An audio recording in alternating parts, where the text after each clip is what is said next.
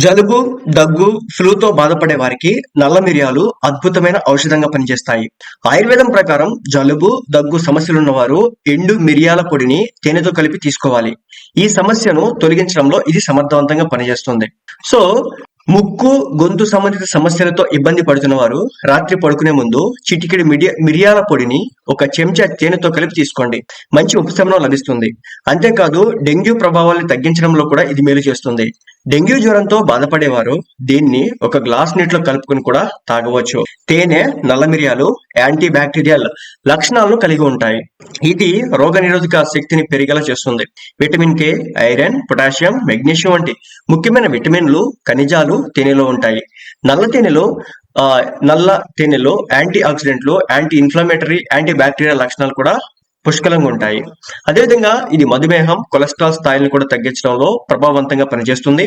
ఇందుకోసం చిటికెడు నల్ల మిరియాలు తేనెతో కలిపి తిన్న తర్వాత అరగంట పాటు నీళ్లు తాగకూడదు. దీంతో గొంతులో కఫం, నోటి దుర్వాసన, దగ్గు, ఛాతీ బిగుతు ఇలాంటి సమస్యలు కూడా నయమవుతాయి.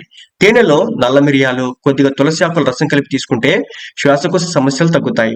శ్వాసనాళంలో వాపును తగ్గిస్తుంది. ఇది శ్వాసకోశాన్ని శుభ్రపరచడంలో కూడా సహాయపడుతుంది. బరువు పెరగడం అనే సమస్యతో ఇబ్బంది పడుతున్న వారికి తేనె మరియు పొడి మిశ్రమం బెస్ట్ రెమెడీగా పనిచేస్తుంది.